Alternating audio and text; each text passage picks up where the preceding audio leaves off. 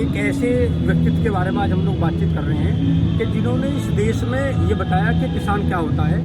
किसानों के मसले होते थे, नेता आते थे, और कोई ऐसा मंच नहीं था कि किसान जो सेगमेंट है वो अपनी बात रख सके। लेकिन जब भारतीय किसान यूनियन के राष्ट्रीय अध्यक्ष चौधरी महेंद्र सिंह टिकैत वो किसान यूनियन बनाई, तो एक ऐसा मंच पूरे देश को मिला और उन्होंने वास्तव में बहुत संघर्ष किया। उनके बारे में जितनी बात कही जाए कम है। वो भाषा के मामले में कई शब्द उनके ऐसे होते थे, कंफ्यूज होते थे कि क्या कह दिया।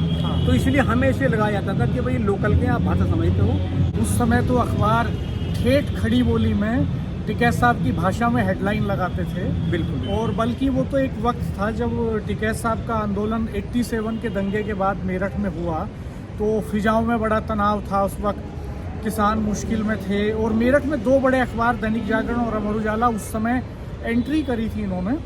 तो इन दोनों अखबारों के सामने ये भी चुनौती थी कि वो किसान बेल्ट के अंदर अपना एक सर्कुलेशन बढ़ाएं, अपनी ग्रिप बनाएं। तो उस समय अखबारों में एक होड़ भी लगी कि बाबा टिकैत की जो भाषा है, ठेठ देसी जो अंदाज है, उनका जो खाटीपन है, उसी शैली में लिखा जाए खबरों को, उसी शैली में हेडलाइंस लगें। क्योंकि जब टिकैत साहब का बयान आता था तो बयान से मेरठ या जिले की सल्तनत नहीं, प्रधानमंत्री तक बयान देते थे कि टिकैत साहब किस तरह चकमा देते हैं पुलिस को। उनकी वो गजब की शैली थी।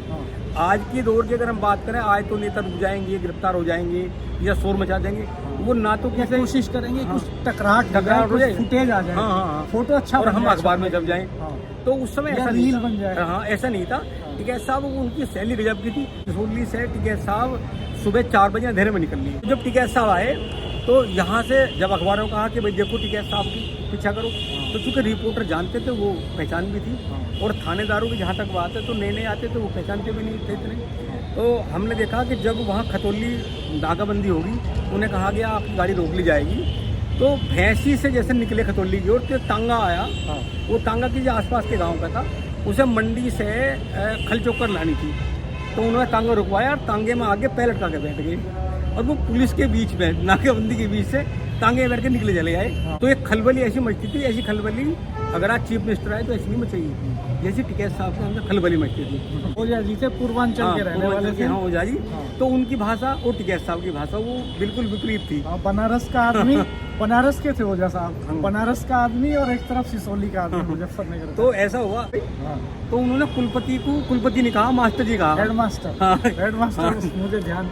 हेडमास्टर बोले बहुत सारे कोठे बना रहे हैं भाई, इतना सब ताम झाम, और ये जाकत वाले हैं, तबाही ने भी तबाह कर रखा भाई। तो जब वो जाकत वाले का नाम आया तो जाकत वाले पे घूम गए ओझा जी। उन्होंने कहा, तो उन्होंने कहा बोले ये बहुत बढ़िया भाई, गधे घोड़े बराबर कर दिए। अब वो जब गधे घोड़े का आया बराबर का, उसने की चीज का मतलब क्या है। तो उन्होंने कहा 2 बीघे जमीन बेची उसने तो पिछले साल, और तेरी वजह से बेची, तू यहाँ पलोती मारो बैठा, तेरे बाप से कहूँगा। तो इस बात पे ओझा जी बहुत हंसे।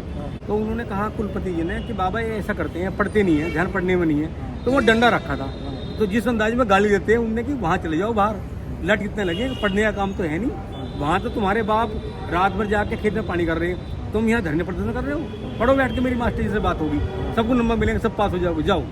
तो उस समय खुद मैं डर गया था। एक किस्सा मैं आपको बताऊंगा।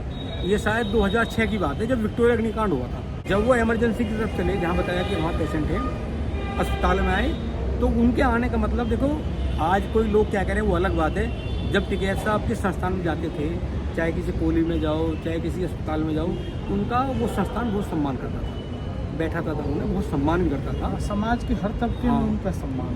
तो टिकैत साहब हाथ तो मिलाते नहीं थे, वो तो नमस्ते हाय जो तो राम राम कर लिया करते। और इसी बीच में वो सामने आ गया, बोले हेलो सर, आई एम ये, और मैं पावली खास से हूँ। और उस समय उनका बड़ा वो दर्द था विक्टोरिया पार्क को देख के। तो उन्होंने ध्यान नहीं दिया, उन्होंने कहा हेलो सर, मैं फला। तो थप्पड़ ऐसा मारा दाव के, थप्पड़ जो लगा, आँख लाल होगी डॉक्टर साहब। और उस समय डर लगा, मैं कहा टिकैत साहब बहुत गुस्से में। हालांकि हम कभी देखते नहीं थे, पर चूंकि वो माहौल ऐसा था, फिर उन्होंने कहा कि यार देखो बताओ, यहाँ लोग मरने की डेड बॉडी पड़ी है, तुम्हें मेरे से मिलने की लग रही है। अरे इनके लिए कुछ करो भाई, इन्हें ब्लड की व्यवस्था करो, इनसे कहो कि खून दिलवाओ, मेरे से हाथ मिला रहे हो। तो हालांकि उन्होंने कहा कि डॉक्टर साहब अगर इनको बचाने के लिए खून की ज़रूरत पड़े, पैसों की ज़रूरत पड़े, हमसे बताना, जो भी ज़रूरत पड़े खून की, पैसों की, हमसे बताना, इनके घर वालों से मत करना, हम व्यवस्था कराएंगे। हमारे पास बहुत